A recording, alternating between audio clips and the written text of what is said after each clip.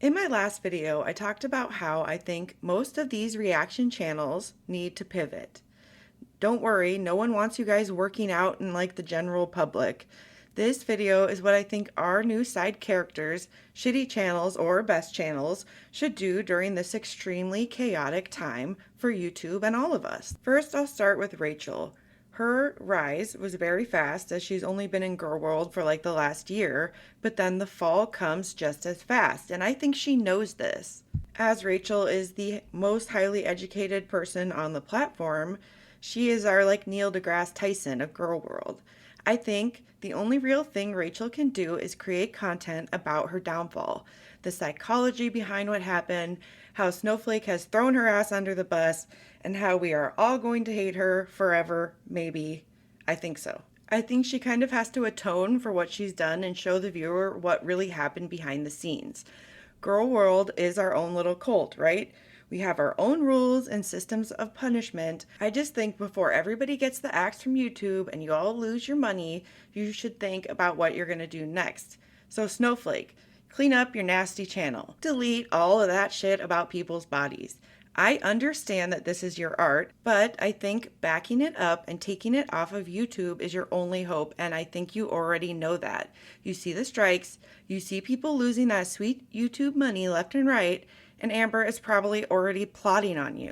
I would like to say I think no matter what, the videos you've made have helped you learn and you can grow, and I have seen that. So part of being an artist is being slapped in the face over and over and over again. There's rejection, people around you don't take you seriously, and it's like a constant race, and the end is always moving, right? You are chasing not only success in your career, but respect from your peers, and you're probably not going to get it. So anyway, for Snowflake, you have a large audience from, the States and other parts of the world. I think you need to start looking at things around you from an outside perspective. Lean into your best qualities. You're slow. You have a bad memory. You love cardigans. You do have an ability to learn and change. With all of those qualities, I would personally focus on a travel series where you take the littlest amount of money possible and travel as far as you can from your current location or from whatever location you pick, right? So you can focus on things like that other people are interested in, not what Snowflake is interested in. No one wants to hear about you lifting weights and punching people in the face. You could like split this into a series, focus on different forms of travel from the area where you're going to wherever, or like from, let's say, the like train station or something. Everyone seems to know exactly where you live in the UK, and that is creepy, guys. What in the actual fuck? I think someone gave me your social security number when I was making jokes about Sweden and stuff. So what's up with that? But anyway, you could go from like the train station closest to you or say how much it cost for you to get from your house to the train station. I think it's interesting. A lot of travel stuff does eating, but I think it would be interesting if you actually went into stores and different places you went to and showed like how to navigate those spaces, right? When we travel, we don't know like how to work these areas, and people need more help than you think. And like the little tiny things are the things that are most interesting. I do think you should take Jimmy Bunker with you because basically I'm scared you're going to get lost. I believe because you have a huge step up with the people that already watch you, you have fans that love you. Some will turn when you change, but you don't need them anyway. Your new fans will be better and more interesting, right? In a lot of these travel videos, people will be like, okay, I'm gonna take the train, and then it just cuts to them on the train.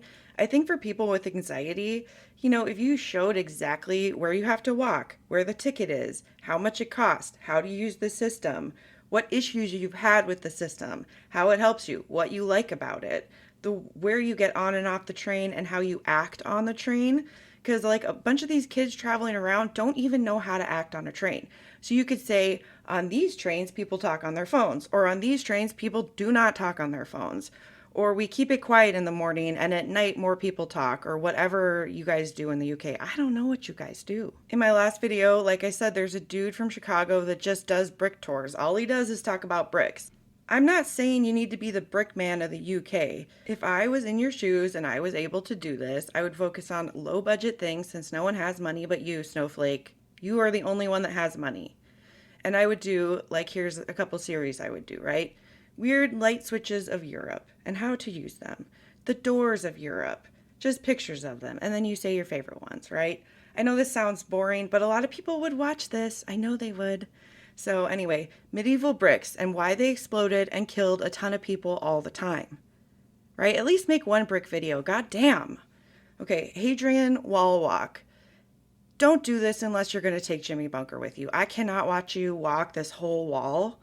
Like, I have to watch because I hate watch this, but like, it's like how when men listen to metal music and they're like freaking out all the time and then they don't have anger. Have you guys heard about that? This is what I do with freaking Snowflake. So anyway, the other things I would do. How many cats can you find in one day in Amsterdam? And then the other one would be Jimmy Bunker's best day. Mostly, you aren't allowed to say anything, Snowflake. You have to listen to him talk about his cats all day long, and you pay for him to do whatever he wants to do. For Jordy, I am doubling down. I believe you should do a what not to wear series. You're going to need to come up with a name. You're going to need to come up with a better name. I think you should source this name from your fans. You're not going to be able to come up with a good name, Jordy. Just ask them. So your followers will send you clothes that they wear, outfits ideas, wedding outfits ideas, like is this too white for a wedding, and wedding dresses of my viewers, right? You could do choosy of the best 500. Double down on shit talking the viewer. Lean into it. This highlights the viewer more than you. The content builds itself and you can collaborate with the viewer. And they could vote and still give you money. People love to see themselves and talk about themselves, and you've already set up the perfect platform for this, and you have a lot of viewers. Now is the time to delete, pivot, and realize that some art comes from the destruction of other art. Burning down the old can give you space to grow something new. My advice for Jimmy Bunker would be to write an AI script about how ChatGPT's psychosis has taken over Snowflake's life. It keeps telling Snowflake to make more videos about his muscles. You have to try to find a way to knock out the mainframe so the Wi-Fi can't get into Snowflake's ChatGPT. And then it turns out he has a burner phone and that chatbot doesn't need Wi-Fi to work. And in the end, it's him asking how much protein you eat in a day. This is filmed like Blair Witch Project, with trail cams, door cams, like ring door cams and stuff, and hiking cams. It will be super scary. I am just really scared even talking about it. Ring doorbell, what is it? Ring doorbell cameras? I don't know what it is. They can sponsor this. So anyway, if any channels want advice, please comment below.